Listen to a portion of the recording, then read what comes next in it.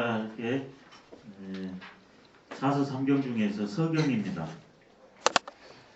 제가 큰 제목은 동양 정치의 원형이라 이렇게 잡았습니다. 원형이라는 것은 근본 모습입니다. 근본을 올라가나 그러면 어떤 틀이 있는데 그게 원형입니다. 근데 정치하나 그러면 아무래도 서경에 그 뿌리를 받고 있습니다. 일반적으로 제일 알려진 것은 이제 맹자가 알려졌습니다.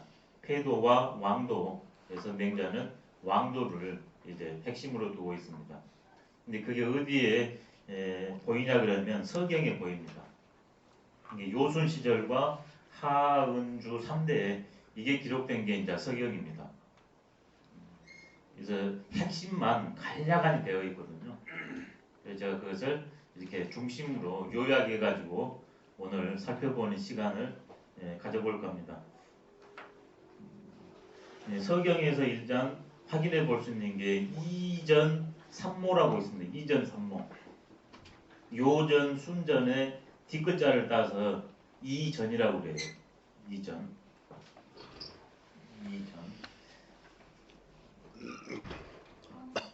예.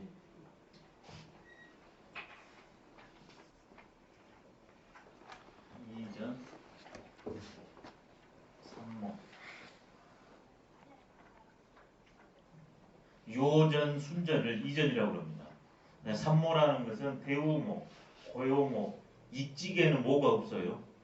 그냥 익직만 되어 있는데 그것도 높여서 모로 들어갑니다. 그래서 이전 삼모의 동양의 근본 원리, 정치의 근본 원리가 들어 있습니다. 이전 삼모. 이것을 딱 서경에서 한 편으로 요약 정리해 놓은 거 있습니다. 그게 홍범구주입니다.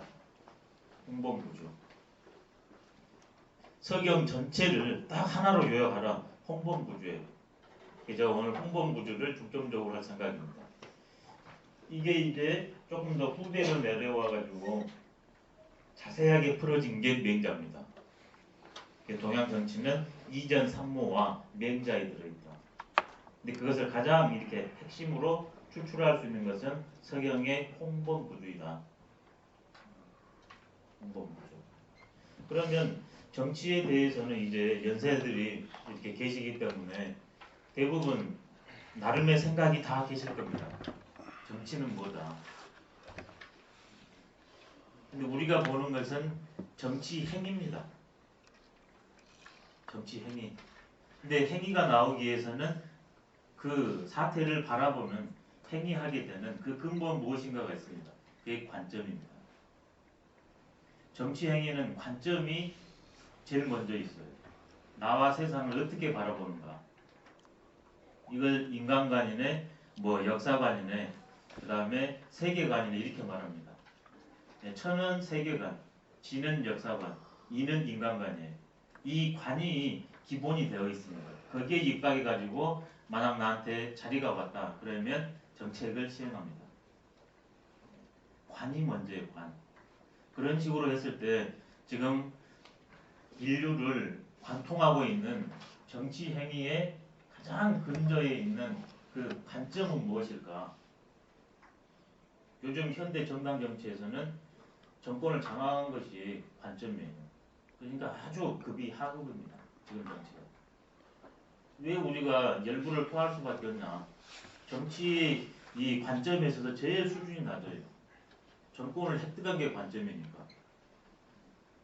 그렇게 수준이 낮을 수가 없습니다. 현재. 그러면 이 관점들에 있어서 제일 일관, 중요한 관점이 일관이거든요. 핵심. 그것을 시대적으로 쭉 한번 크게 훑어보면요. 제일 먼저는 상고 시절에는 어떤 시절이었습니까? 정치가 뭐하고 연결됐나요? 예, 신정일치입니다. 아니면 재정일치 이래야 되겠죠. 정치 행위의 원리가 뭐냐? 신과의 만남, 신의 뜻을 구현하는 겁니다. 신의 뜻으로 해 뭐든지. 그 다음에는 뭘로 옵니까? 신정에서 이게 이렇게 돼야 되겠네요. 신정일치에서 신이 존재가 의심을 받습니다. 자연과학의 발달과 그 다음에 인지의 발달로 인해 가지고 개인이나 역사를 기륭화복을 생사여탈 지원을 가진 나를 제외한 외재적인 존재가 없다. 이게 신에 대한 도전이에요. 그것이 역사에서 확대가 되기 시작합니다. 철학이 발달하면서. 그러냐 그러면 바로 그것을 뭘로 읽어내려고 하냐 그러면 교육을 통해서 확보하려고 합니다. 그래서 교육이 다가와요. 교육. 이게 정교일치입니다. 그래서 이 교육의 내용이 뭘까 이제 이성입니다. 이성. 그 다음에 천지자연의 질서를 파악하는 것. 그게 동양으로 오면 도입니다. 여기서는 신, 조물주 절대자고 여기는 도. 천지자연의 원리가 있다. 인간한테는 이성이 있다. 본성이 있다. 이게 지향하는 게 정교일치예요. 시절이 지나가니까 이제 이것까지 깨집니다. 정교 불일치 시절이 옵니다. 정교 불일치. 그때 어떤 게 나오나 그러면 정교 일치인데 여기까지는 신정 일치. 여기서 정교 일치. 이걸 고대라고 보면 되겠습니다. 여기가 상고 시절, 여기가 고대. 그러면 이제 중세가 오겠죠. 그럼 먼저 동양 중세입니다. 동양은 고대나 중세나 근대 중세나 다 같습니다. 정교 일치를 지향합니다. 상고 때는 신정 일치였고, 서양에서는 다릅니다. 중세 때는까지 서양은 신정 일치예요. 근대에 오냐 그러면 신정 일치가 아니라 정교 일치를 공부해요. 그게 계몽주의입니다. 계몽주의. 이게 동서양이 달라요. 역사 발전론이. 근데 우리가 기본적으로 마르크스의 역사 5발전론을 5단계 발전론을 무비판적으로 수용한 단점이 너무나 크게 자리 잡고 있습니다. 저는 그 틀을 받아들이지 않습니다. 서양 약서나 역사를 인식하는 좋은 틀로는 보지만 동양 역사에 그건 맞지 않는다. 서양 역사에도 잣대를 이런 식으로 정신으로 들이댈 수 있어요. 거기 경제 문제를 중심으로 되고. 그러면 여기에서 진하나 그러면 이제 새로운 세상이 오는데 이제 정교가 불일치되는 시절이 옵니다. 그러면 뭐가 오는가? 그때 정법 일치가 주가 됩니다. 인간은 악한 존재다. 그러니까 법으로 해야 된다. 이게 정법 일치입니다. 정법 일치. 이게 바로 근대의 법 확립입니다. 서양 근대 특히. 서양 근대는 정교나 정법이 같이 가요. 17세기 과학혁명과 그 다음에 근대 철학 사상이 시작되면서 사회철학, 법철학이 시작되면서 이게 18세기, 19세기에 같이 갑니다. 법과 교가. 어떤 사람은 교를 중심으로 놓고 어떤 사람은 법을 중심으로 놓는 그것만 다를 뿐이에요. 동양은 고대부터 중세를 계속 관통하고 있는데 서구는 근대사 이게 시작된다는 거. 큰 차이점입니다. 근데 이게 정법마저 제대로 가지 않습니다. 그래 이제 나온 게 뭐냐면 정경일치의 시절이 옵니다. 이게 이제 자본주의겠죠. 현재 우리가 살고 있는 현대 자본주의. 근데 동양에서는 한 번도 정경일치나 정법일치가 주류로 제일 앞에 드러나지는 못해요. 실제로는 내면적으로는 법이나 경제를 제일 우선시하지만 실제 딱 드러난 전모로는 이것들은 밑에 깔립니다. 서양에서는 아예 이것들이 전면으로 드러난 게 달라요. 정경일치. 지금 자본주의 시대입니다. 그러면 지금 이 자본주의 틀이 또 새롭게 도전을 받았잖아요. 그러면 어떤 시절로 가야 될까? 그래서 저는 이런 식의 생각을 갖고 있습니다. 예, 생정일치의 시절로 가야 된다. 요즘 서양에서도 생태 환경이 주류잖아요. 바로 그 생입니다. 근데 이건 동양적 의미의 그 생명이 사회 시스템으로 정착돼야 된다. 그게 생경일치 사상입니다. 제가 그걸 6가지로 내용을 20세기를 비판하고 21세기를 이렇게 바꿔야 된다는 그 패러다임의 전환이 있는데 오늘은 그건 시간이 허락되지 않기 때문에 일단 앞으로는 생경일치로 가야 된다. 그러기 위해서는 6가지를 우리가 정치 행위를 하는 제일 기본부터 제일 위까지 있는 6가지 패러다임이 완전히 바꿔야 됩니다. 그럼 정치에서 추구하는 건 뭘까 도대체? 이런 식의 쭉 변하고 왔는데 근데 어떻게 되든 간에 여기에서 지향하는 것은 이렇게 됩니다. 이런 데 가냐 그러면 사회 정의가 중심이 됩니다. 이런 데 가냐 그러면 먹고 사는 것이 중심이 됩니다. 이런 데 오나 그러면 인간의 자유의지, 이성이 강조됩니다. 이런 데로 오냐 그러면 신이나 생명하고 하나 되는 것이 중시됩니다. 근데 그 시절 인연에 따라서 어떤 하나가 조금 더 드러나요. 그래서 제가 생각하는 그 다음에 서경이나 이런 데서 드러나는 정치의 원리를 요즘 말로 한다면 첫 번째 내재적인 자유입니다. 그 어디에도 구속받지 않는, 억압받지 않는 자유. 근데 그것이 방종과 다르게 그런 행위가 지금 여기에서 행복을 가져야 돼요. 행복. 자유가 있는 거. 그 다음에 남들과의 관계 속, 다른 타국과의 관계 속, 다른 존재들과의 관계 속은 나와 다른 존재들이 평화롭게 같이 살아야 돼요. 평화.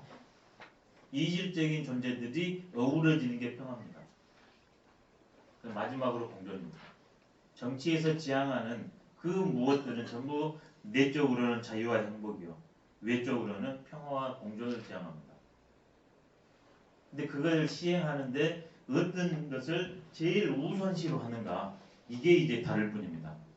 제가 생각했을 때는 신정일치에서 정교일치, 정법일치, 정경일치 근데 이게 이제는 생경일치로 가야 되지 않나 이런 생각을 해봅니다. 그래서 오늘 이 측면에 대해서 실제로 예를 들어보도록 하겠습니다. 평자만 하나만 해드릴게요. 평자. 정치는 뭐냐 한마디로 평입니다. 중심 잡기. 이게 수평저울입니다. 수평저울. 천칭저울이 있죠. 여기에 이렇게 딱 하니까 두 개가 방방해지는 게 평입니다. A와 B가 다른 존재입니다. 근데 공존하고 있잖아요. 일이 기울지도 않고 일이 기울지도 않고 둘이 같이 살아요.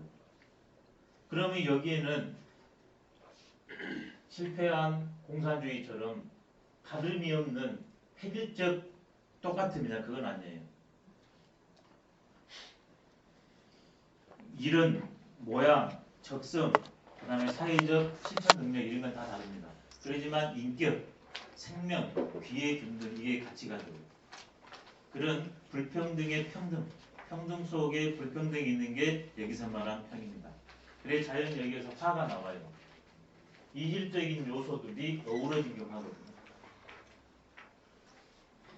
사회주의 요소가 있지만 사회주의 요소를 극복합니다. 왜 다름이 인정됐습니까? 근데 다름은 개인주의 측면이잖아요. 그렇지만 같이 가니까 역시 개인주의도 극복이 됩니다. 평 안에서. 예를 하나 들려드리겠습니다. 부처님 얘기가 원효스님 얘기로 이제 탈바꿈을 했는데 하루는 길을 가는데 이게 노루였습니까? 사슴이었습니까? 흘리벌떡 옵니다. 그래서 숨겨주라고 하니까 원효스님이 숨겨줍니다. 아니라 다를까 사냥꾼이 이게 달려옵니다. 봤냐고 모른다고 그랬습니다. 근데 이 사람이 눈치가 있으니까 그러지 말고 저렇게 말을 해라. 모른다. 대가를 치러라. 알았다고 몇 달의 살을 비웠습니다. 무게를 달았어요. 이쪽으로 기울어요. 그래 또 했습니다. 양으로 하냐 그러면 사슴인데 사슴보다 더 많이 살이 나왔는데 또 이쪽으로 기울어요. 원효 스님이 드디어 알았습니다. 부처님이 목숨으로 값이 똑같고 목숨을 바칩니다. 몸으로는 값이 달라요. 목숨은 같아요. 이 두 개가 가는 게 평이에요. 같고 다름이 어우러지는 것. 그러니까 무게가 방방할 수밖에 없어요. 능력은 질 수 있죠. 이게 평입니다. 동양은 처음 끝까지 평이에요. 대학에서 어떻게 됐습니까? 수신, 죄가 치국 마지막이 평천하예요. 온 세상에 평화가 오고 평입니다. 평. 그걸 요즘 말로 하면 자유, 행복, 평화, 공존. 근데 어떻게 하나 이 평은 개인적으로는 각득기소입니다. 각각의 존재들이 자기의 적성과 역할을 사회에서 구현하는 것. 그 다음에는 국가나 모든 존재들과는 같이 어우러지는 것. 그게 평이에요. 각득기소. 각각의 존재들이 자기를 구현한다. 첫째. 두 번째는 그게 온 존재들이 같이 평화롭게 어울려서 그걸 이제 동양에서는 처음부터 끝까지 정치의 근본 이념으로 삼습니다.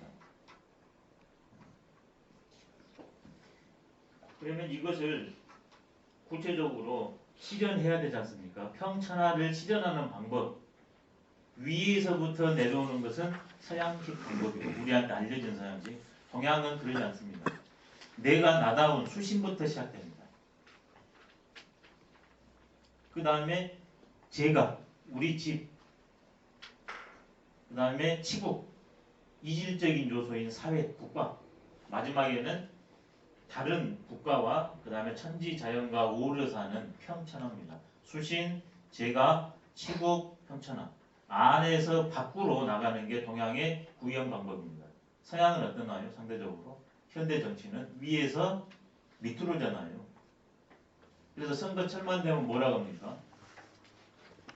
하향식이 아니라 상향식으로 하자고 맨날 말은 그러잖아요. 실제는 위에서 다 이렇게 점을 찍으면서. 왜? 정치는 민의를 모든 존재를 평화롭게 하는 게 정치인데 소수가 해버리면 그게 안 되니까. 근데 잡으려고 할 때는 민심을 요즘 투표를 하기 때문에 민심을 얻어야 되잖아요. 그러니까 상향식으로 하자. 그 다음에 국민의 뜻에 따라서 합니다. 잡으면 이제 공수표 난관이라고 그러고. 그래서 왜 동양에서는 수신을 제일 중시하는가? 그걸 방지하는 게 수신입니다. 그러면 이게 이렇게 갔을 때 정치에는 근본 원리는 뭐냐면 일치 일란입니다. 한 번은 다스려지고 한 번은 혼란스럽다. 이게 동양의 정치의 파도입니다. 일치일란. 영원히 치하거나 영원히 난하는 게 아니라 한 번 치하면 한 번 난하고 한 번 난하면 한 번 치한대요. 그러면 리더도 그럽니다. 한 번 강한 사람이었다. 그러면 그 다음에는 반드시 음한 사람을 택합니다. 왜? 강한 사람은 어떻습니까? 날 따르라거든요. 이게 투표를 그런 사람한테.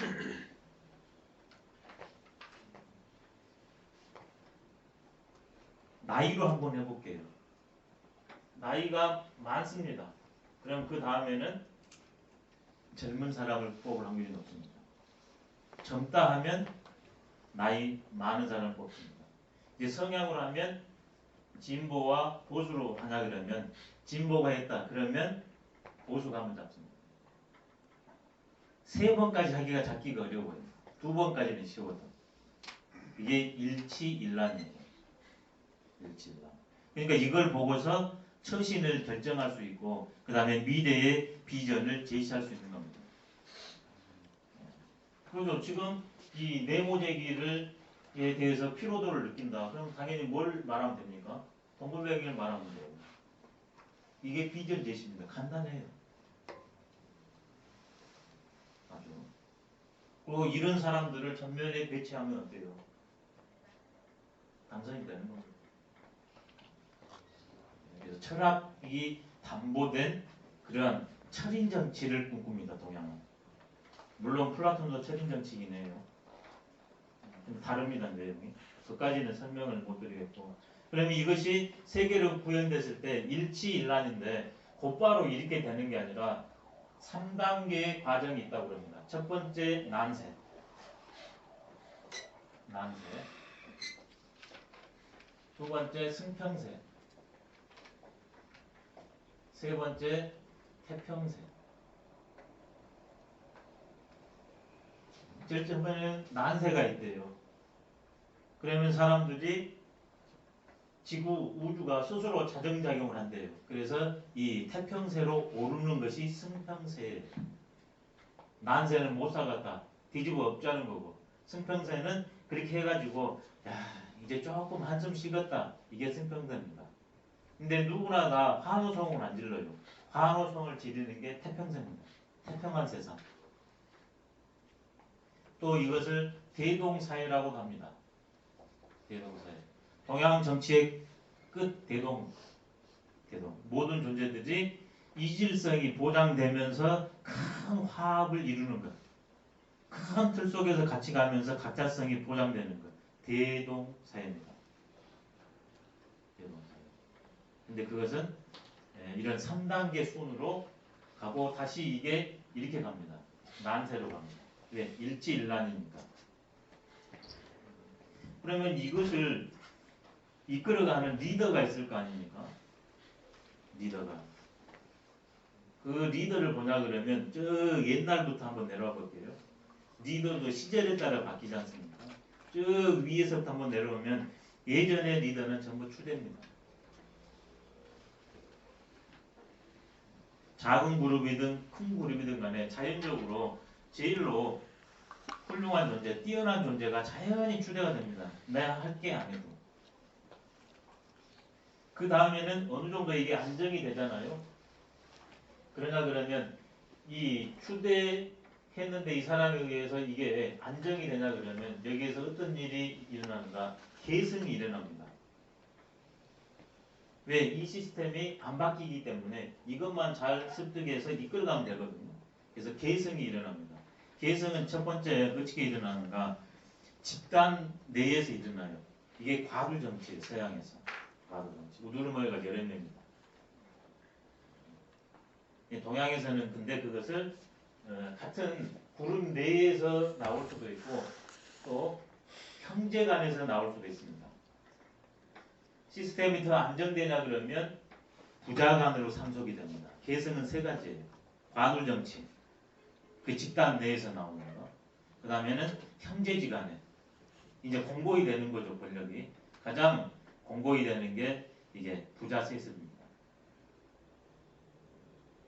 근데 이것이 좋기는 하는데 이게 물이 고이면 썩습니다. 그 다음에 깜냥 아닌 존재들이 했을 때 문제입니다. 근데 추대는 못 받고 왜? 시스템이 공고히 됐기 때문에. 그래서 이 공고한 틀을 깨고 나오는 게 두 가지입니다. 제대로 된 것은 혁명이요. 잘못된 것은 쿠데타입니다. 왕조가 전부 쿠데타와 아니면 혁명으로 되죠. 역성혁명.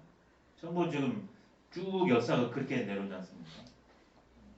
시절이 지나나 그러면 드디어 여기까지가 이제 왕조의 신분제 사회의 가장 큰 특징인데 근대에 오냐 그러면 이 신분제가 깨지면서 민주주의로 바뀝니다. 그래서 이것을 왕정이라고 부릅니다. 왕정. 왕이 정치의 주인공이시죠.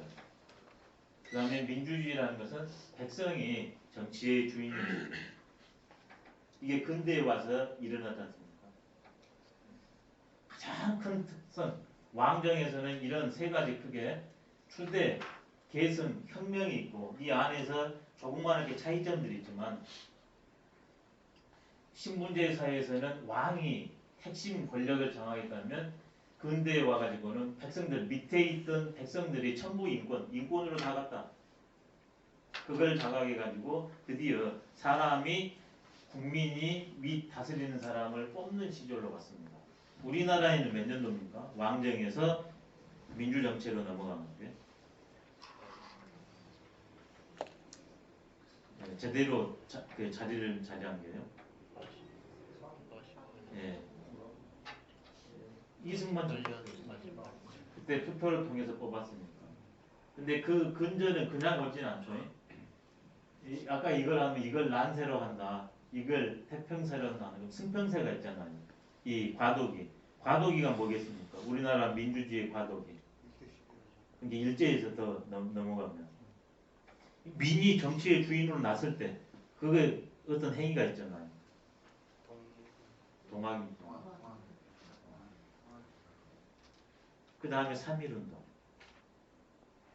그 두 개의 사건이 엮었다면 민주나는 우리나라.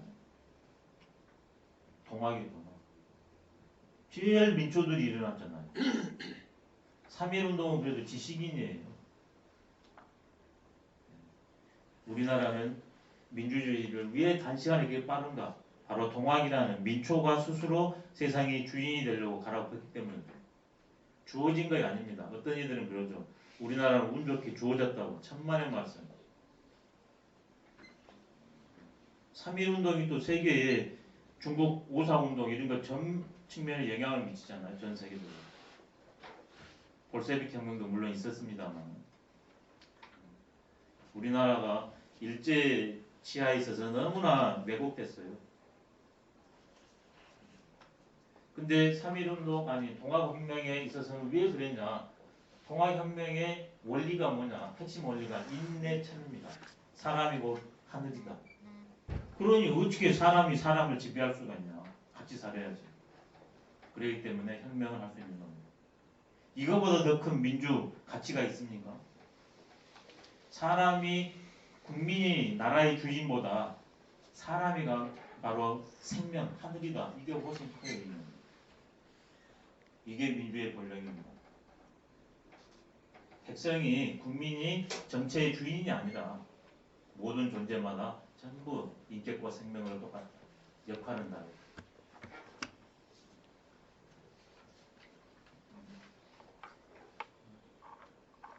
그 다음에 리더의 덕목은 뭐가 있을까? 첫 번째, 내적으로는 식견이 있어야 됩니다. 과거와 현재를 정리할 수 있고 미래의 비전을 제시할 수 있는 식견이 있어야 됩니다. 그 다음에 내 스스로가 그렇게 사는 도덕성, 그 다음에 다른 존재들을 포용할 수 있는 포용력, 이게 덕입니다. 그리고 실제로 내 자신의 일을 헤쳐갈 수 있고 이 시대의 문제를 헤쳐갈 수 있는 역량을 갖추고서 실제로 그것을 구해내야 되는 능력이 있어야 됩니다. 이게 내재적으로 갖춰야 될 학, 덕, 업입니다. 동양에서 요구하는. 근데 리더는 어떻게 되느냐? 이 내재적으로 이 역량을 갖고 있다고 되는 게 아니라 실제로 시대를 인식해서 그 다음에 민심을 수렴해가지고 그것을 성취해내야 됩니다. 그래서 외적으로 뭐가 필요하냐? 지위가 필요합니다.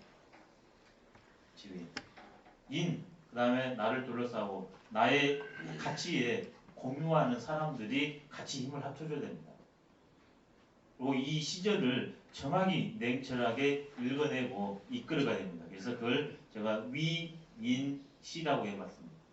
내적으로 학덕업, 외적으로 위인시, 이 두 개를 아우러 가지고 나한테 운이 좋게 시운이 나한테 왔어요.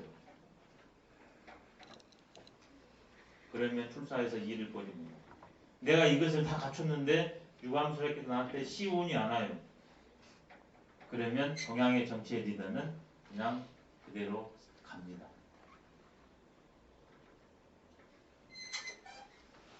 왜 내가 아닌 다른 사람이 할 수 있습니까?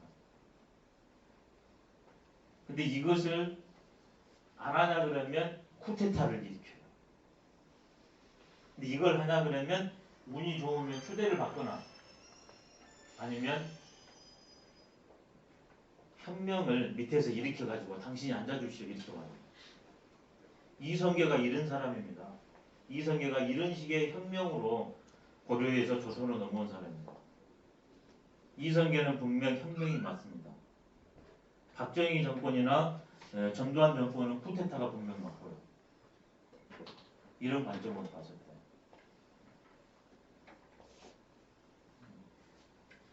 근데 혁명을 했다고 해서 꼭 잘하냐 그건 아니에요.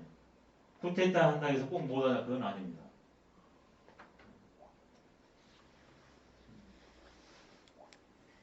가장 대표적인 것으로 그래서 이런 만남을 예전에 그 남자분들 많이 하시니까 유비와 제갈량과 그다음에 관우와 장비의 만남을 얘기를 많이 합니다. 제갈량이가 바로 비전을 제시하고 사태를 해결해 나가고 그다음에 유비가 그 모든 걸 아우르고 사람들을 끌어모으고 그다음에는 관우와 장비가 실제로 용감무쌍하게 구현해 나가는 정치는 혼자 못해요. 한꺼번에 합니다. 근데 이 중에서 누가 제일로 중요한가? 리더 중에 리더는 동양에서는 용장보다는 지장보다는 덕장을 씁니다. 그 예를 들어드리면 유방이 천하를 통일했지 않습니까? 제일 밑에서 요즘 말로 하면 날건달입니다. 그런 날건달이 없어요. 배짱좋기가 이루 말할 수 없어요. 그냥 무전지식이요. 무조건 가서 맨날 며칠 맨날 몇 달을 돈을 안 내고 채우만 먹어요. 유방이 그런 사람입니다. 나중에 돈 받아오라고 그 기세에 눌려서 한 말을 못해요. 유방이 그런 사람이에요. 근데 번케라는 사람이 있는데 이게 동서지간입니다. 개백정이에요. 번케가. 근데 나중에 홍문현 잔치에 있을 때 유방이 절대절명의 사태에 처하는데 번케가 이렇게 진중을 이렇게 에워싸고 있었거든요. 여기 안에서 유방을 제어가려고. 근데 사태가 급박하면 장량이가 미리 낌새를 줬거든요. 근데 시간이 오래 걸리니까 여기서 딱 지키고 있는데 한번 미니까 그냥 이렇게 전부 추풍낙엽처럼 떨어져요. 그 안에 들어가가지고 바로 그 사태를 직감하고 그걸 해결해냅니다. 번케. 근데 번케가 하루는 날이 따뜻하니까 이를 잡습니다. 근데 이를 어찌 잡냐면 바위에다가 이를 딱 놓고 이걸 이렇게 때리고요. 이걸. 이가 잘 안 죽습니다. 이게 장량이라는 사람이 와가지고 뭐하냐고 이를 잡는데 잘 안 된다고 그러냐고 장량이 이렇게 와가지고 이걸 하니까 턱 소리 나면서 뼈가 턱 하면서 죽어요. 이게 번케는 용장의 대명사거든요. 용장이 장량이라는 지장만 못하다. 장량은 누구 휘하에 있었는가? 유방 밑에 있었어요. 유방이 덕장.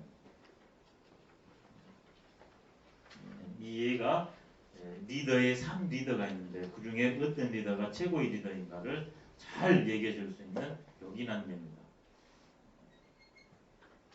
그러면 서경으로 제가 지금 말씀드렸던 것을 실제로 구현을 해내야 되잖아요. 이건 지금 원론에 불과하고 실제로 이것을 구현하는 방법을 서경의 홍범 구주를 통해서 제가 구체적으로 설명을 드리도록 하겠습니다. 홍범 구주. 홍범 구주라는 것은 클홍 넓은홍 그 다음에 범주 범자 그 다음에 아홉구 그 다음에 범주 주자 거푸집 주자 이렇게 됩니다. 정치를 제대로 하는 9가지 큰 핵심 틀거리 이게 홍범 구주예요. 여기에서 홍범 구주에서 범주가 나왔어요. 뭔가를 설명하는 핵심 키워드를 범주라고 그러잖아요. 근데 서경에서 정치를 제대로 하기 위해서는 평천화하기 위해서는 9가지 틀거리가 필요하다. 이게 홍범 구주예요. 평천화하기 위해서 9가지 방법을 써야 된다. 주역을 배우신 분들은 낙서, 후천 8개하고 이게 자연히 해당이 됩니다. 여기에 뭐냐면 9가지가 있는데 그 9가지 중에 첫 번째가 1,5행 두 번째가 2,5,3 세 번째가 3,8정 네 번째가 4,5기 다섯 번째가 5황거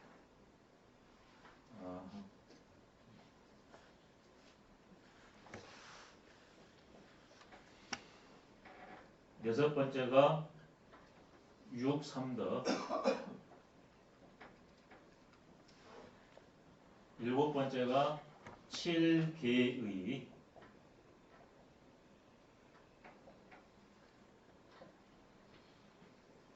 여덟 번째가 팔서징,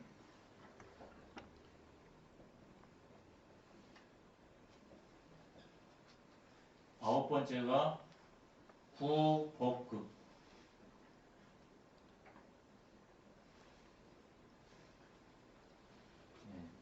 정치를 평천화하는 아홉 가지 큰 틀이 있는데 그것을 홍범부지에서는 첫 번째 오행, 두 번째 오사, 세 번째 팔정, 네 번째 오기, 다섯 번째 황극, 여섯 번째 삼독, 일곱 번째 계의, 여덟 번째 서징, 아홉 번째 복극이라고 했습니다. 여기서 오행이라는 건 뭐냐면 천지 자연의 원리가 뭐냐 여기에 대해서 설명하는 게 오행입니다. 오사라는 건 뭔가 다섯 가지 일이라는 것은 음양오행의 오행이에요. 오사라는 것은 인간이 어떤 존재인가 그게 설명하는 게 오사입니다. 삼팔정은 뭔가 정치는 8가지가 갖춰져야 된다. 구체적인 시스템의 문제입니다. 8가지가 예전에는 육부체제였잖아요. 바로 그것을 8개로 세부하는 게 삼팔정이에요. 네 번째 사옥이라는 건 뭐냐 우리가 어디에 삽니까? 천지자연의 움직임 속에 살잖아요. 바로 천문약법 여기에 눈이 훤히 떠야 된다. 그 다음에 오황극이라는 건 뭐냐 리더가 리더답고 표준을 세웠습니다. 리더 노릇을 어떻게 할 것인가 그게 오황극입니다. 여섯 번째는 육삼덕 리더 노릇을 세 가지 방법으로 해라 이게 삼덕이에요. 칠계의라는 건 뭐냐 인간이 이걸 다 알아서 조리한다 해도 한계가 있습니다. 의문이 일잖아요. 그때 그 의문을 어떻게 해결해 낼 것인가 그게 칠계의 의문을 상고할 계자 풀 계자 해결하는 방법 칠계의. 그 다음에 여덟 번째 팔서징 살아보다 그러면 자연세계에 인간세계에 온갖 새로운 사태들이 일어나잖아요. 조짐들이. 그 조짐을 어떻게 읽어낼 것인가. 조짐을 읽는 방법. 자연현상과 인간현상. 마지막에는 인간이 뭘 지향하는가. 어떤 것을 오지 않기를 바라는가. 그게 후복극이에요. 행복 지향하는 것 5가지 오복. 그 다음에 오지 말았으면 하는 6가지 최악의 상황 6극. 그래서 복극은 오복, 육극 이렇게 돼요. 홍범구주가 딱 이렇게 먼저 범주를 치고 그 다음에 여기에서 구체적인 설명을 거쳐나가기 시작합니다. 그러면 지금 여기에서 이렇게 큰 카테고리만 보셨는데 리더는 도대체 얼마만큼 공부를 해야 되겠습니까? 쉽게 말하면 천지 자연에 대한 것도 있어야 되고 인간에 대한 모든 것을 통달해야 되잖아요. 그래서 동양에서는 그렇게 에서부터 지도관이 공부를 시킵니다. 왕이 돼서도 경연제도라고 해서 아침 저녁으로 늘 최고의 학자들을 모셔다가 왕이 그 바쁜 와중에도 공부를 하잖아요. 바로 이것을 리더가 먼저 체득하고 있어야 제대로 구현할 수 있기 때문에. 그러면 여기에 해당한 사람이 도대체 몇 명이나 될까? 그래서 아까 전에 말한 이전이에요. 요임금, 순임금도 배웠다. 여기는 이제 완벽을 추구하니까 인간은 대부분 흠결이 있지 않습니까? 왕 중에 그래서 저런 분을 성군이라고 합니다. 성군. 거기에 걸맞는 사람을 버금가는 사람을 대왕이라고 해요. 동양 역사에 성군의 요순이 있고 대왕은 누군지 압니까? 세종대왕이 대왕입니다. 제가 그래서 실제 이 홍범구주의 내용을 세종대왕의 그 예를 통해 가지고 직접 들려드리겠습니다. 세종이 그래서 훌륭하고 그래서 모든 분야에 새로운 것을 써버렸구나 하는 것을 알게 될 겁니다.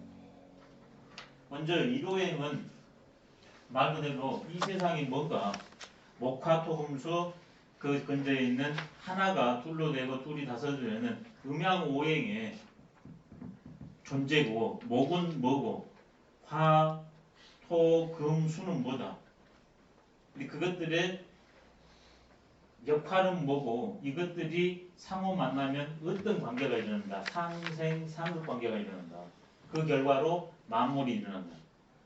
그래서 이것을 제대로 상생 관계로 쓰면 좋고 상극 관계로 쓰면 안 좋다는 생명의 질서를 오행 공부를 통해서 들어갑니다. 대강 오행에 대해서 알기 때문에 크게 여기까지만 오행에 대해서는 설명을 드리겠습니다. 그러면 홍범구주가 글로 남았다면 누군가 했을 거 아니에요? 누군가. 그게 궁금하지 않습니까?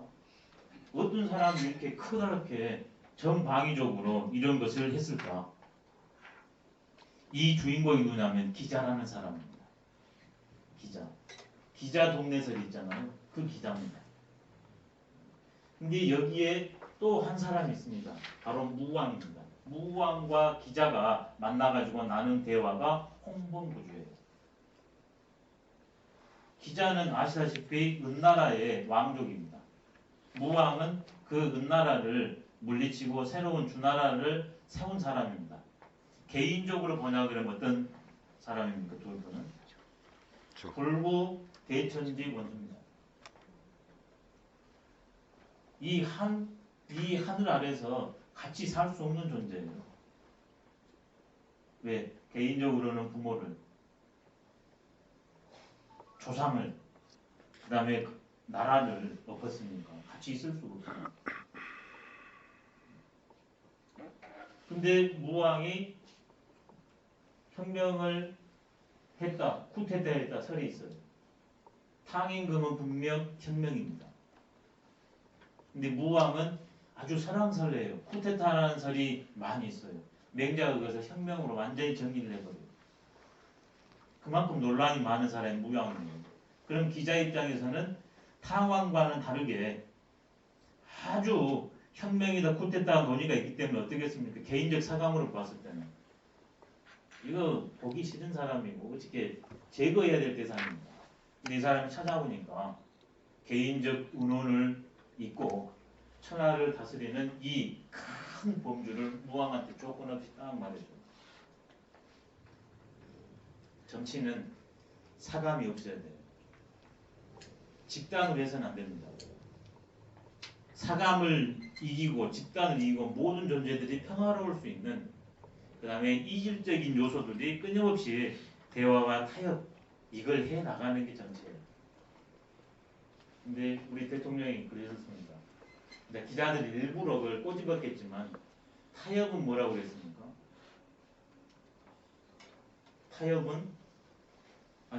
타협은 뭐가 아니라고 그랬잖아요.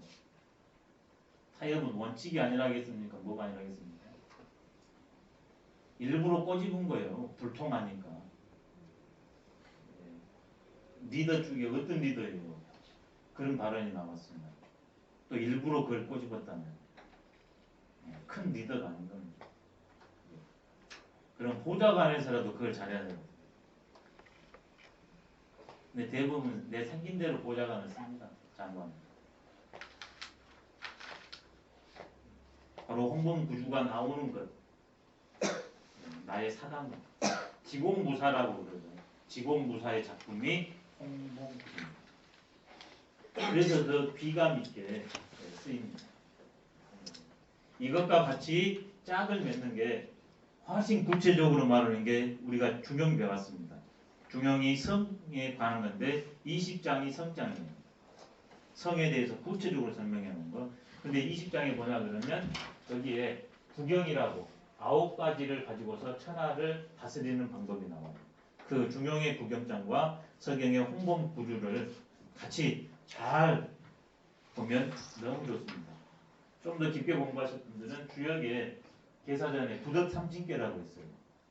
부덕삼진계. 그것을 같이 첨가해 보면 금상첨하고 마지막으로는 또 서경에 이 9가지 이거 있어요. 그걸 같이 해서 4개 9가지 항목을 하면 동양의 정치의 핵심이 쉽게 그 다음에 간략한 포착이 되리라고 봅니다. 이 5, 4는 뭔가 바로 나는 어떤 존재인가 여기에 대해서 설명하는 게 5, 4입니다. 우리는 모, 원, 시, 청, 사로 산대요. 이런 외모가 있어요. 그러면 말을 합니다. 대상을 보고 듣고 하면서 판단을 내립니다. 그게 모, 원, 시, 청, 사이. 모, 모양 모자. 은, 말씀 모자. 시, 볼 시자. 청, 들을 청. 사, 생각 사자. 오행이 이제 그대로 모원 시청사로입니다. 이런 감각기관과 생각을 가지고도 우리는 대상을 인식하면 파악하게 된다. 근데 이것을 내 개인식으로 인식해서는 안 되고 있는 그대로 똑 떨어지게 인식해야 된다. 똑 떨어지게 인식하는 방법은 뭐냐면 우리의 모습을 늘 공손하니 경건하니 갖추게 합니다. 흐트러지냐 그러면 몸이 흐트러지면 감각 기관이 흐트러졌기 때문에 인식이 제대로 안 돼요. 몸이 경건해야 됩니다. 그게 공이에요. 나의 모습은 공손해야 된다. 경건해야 된다. 경건하냐 그러면 늘 내가 흐트러지지 않고 갖춰주게 됩니다. 그게 엄숙입니다. 나의 외모는 경건하고 엄숙해야 된다. 그 다음에는 우리가 말로 대상과 소통을 하지 않습니까? 말은 어떻게 해야 되는가? 말은 이치에 따라야 돼요. 그게 종입니다. 내 욕망에 따르는 게 아니라 원리, 이치에 따라야 된다. 그렇게 돼서 실제로 일 처리를 말끔하게 아름답게 처리해 나가야 돼요. 그게 예입니다. 다스릴 예죠. 말은 원리에 따라서 사태를 잘 조리해 나가야 됩니다. 근데 정반대로 하냐 그러면 사태가 이제 걷잡을 수 없이 나빠지기 시작하고 그러면 시입니다. 이번에는 가장 인식하는 강력한 도구가 보는 거지 않습니까? 시는 어떻게 될까? 보는 것은 있는 그대로 봐야 된다. 이게 눈바른 명자입니다. 보이는 것만 보지 말고 보이는 것, 안 보이는 왜 그렇게 되는가? 속내를 알아버린다. 눈바른 명자. 그 현상 안에 흐르는 그것이 이때만 보는 게 아니라 후, 과거, 현재, 미래 동서남북을 꿰버리는 것을 통할 처리라고 발걸쳤죠. 보는 것은 지금 여기만 꿰뚫어서는 안 되고 과거, 현재, 미래 남녀노소를 관통해버려야 됩니다. 그게 명철입니다. 명철이 출처예요. 똑 떨어지게 봐야습니다. 그 다음에는 청이 이제 듣는 것이 두 번째로 중요합니다. 청은 어떻게 할 건가? 첫 번째 기발불총. 이 사람이 말하면 속내가 뭔가를 알아차야 됩니다. 그게 귀발불총입니다. 그 다음에는 알았냐 그러면 이것을 일을 평화롭게 처리해 나가야 되잖아요. 그래서 계획할 줄 알아야 돼요. 그게 뭡니다. 모자. 회 모자, 계획할 모자. 장구한 안목 프로그램을 가지고서 일을 처리할 줄 알아야 됩니다. 즉흥적으로 하는 거예요. 그 다음에는 여기까지는 몸의 문제고 이제 생각의 마음의 문제가 있어요. 그게 생각이라고 했잖아요. 모, 원, 시, 천, 사 생각 사자. 생각은 어떻게 해야 되냐? 엉뚱하면 안 됩니다. 슬기로워야 됩니다. 슬기로울 예자. 생각처럼 위험천만한 것이 없습니다. 안 보이니까. 그래서 엉뚱하지 하지 말고 슬기롭게 해야 됩니다. 슬기로우면 나중에 통통한데 그게 성스러울 성장입니다. 슬기를 통해서 천인의 원리와 변화를 통통해서 살아가. 그런 사유를 내다. 이게 5사에서 우리 인간이 어떤 존재이고 그 기관을 몸과 마음을 5개로 나눈 다음에 어떻게 이걸 활용해야 될 건가. 반대가 아닌 제대로 활용하는 방법에 대해서 쏘는 게 5사입니다. 세종대왕의 신례를 오행과 우사로 들어드리면 천지자연의 공부를 이분이 얼마나 많이 했는가. 그 작품이 뭐냐면 세종대왕의 가장 중요한 훈민정음. 훈민정음의 원리가 뭡니까? 음양오행 삼재법. 생명의 원리 그대로 음성 구조를 본받아서 그대로 했거든요. 그게 자음입니다. 17개. 그 다음에 천지인의 모양새를 그대로 하는 게 모음 11개.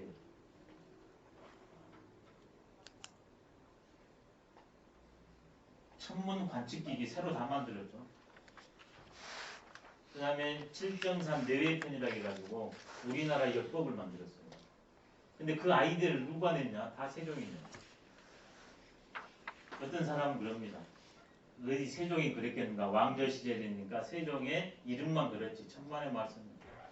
왜 그러냐면 세종은 경서는 무조건 100번입니다. 그리고 나머지 것들은 무조건 30번입니다. 세종의 자술입니다. 근데 어떤 경서 하나만 내가 100번을 못 봤다. 이게 남아있어요.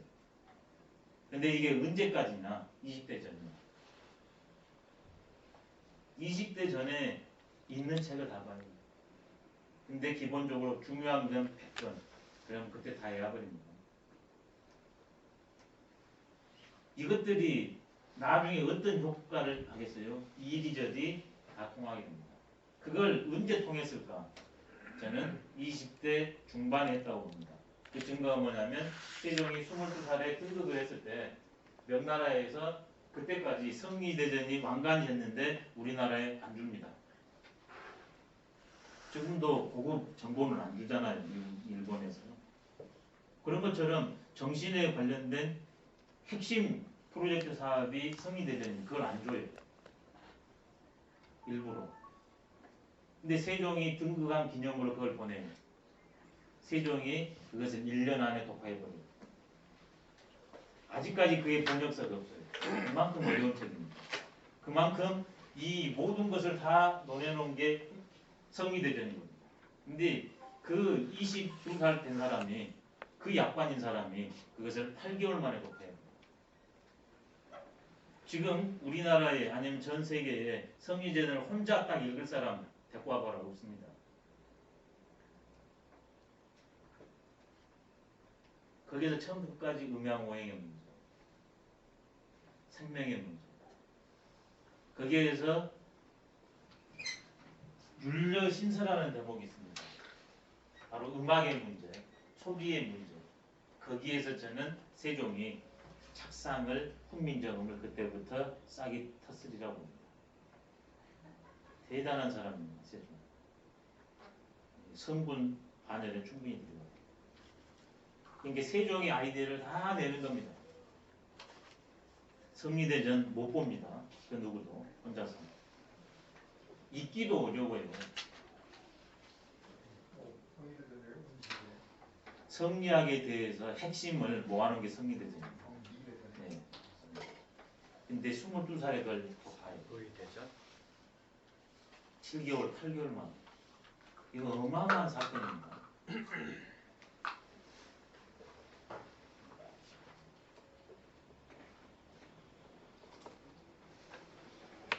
그 다음에 오사로 했을 때 이분은 뭘 했냐. 인간은 어떻게 살아야 된다 알기 때문에 그때 경상도에서 자식이 부모를 죽이는 폐륜 행위가 발생했습니다. 초기니까 이제 제대로 기울을 잡아야 된다 해서 엄벌에 처할 것을 요구합니다. 세종이 이렇게 말합니다. 제대로 가르쳐서야 된다. 본보기가 없기 때문입니다. 해가지고 본보기로 삼을 수 있는 삼강 행식도를 만들어가지고 전국으로 유포합니다. 근데 사람들이 한문을 모르니까 판화로 그려요. 제일 먼저 판화로 그립니다. 그 사태를. 그리고 그 다음에 그것을 원문을 적어요. 인간은 이렇게 살아야 된다. 삼강행식도. 그 다음에 이륜행식도가 첨가되고 성종 때, 그 다음에 영종조 때 그걸 합본해서 오륜행식도가 왕관이 됩니다. 인간이 갈 길을 제시해요. 오산.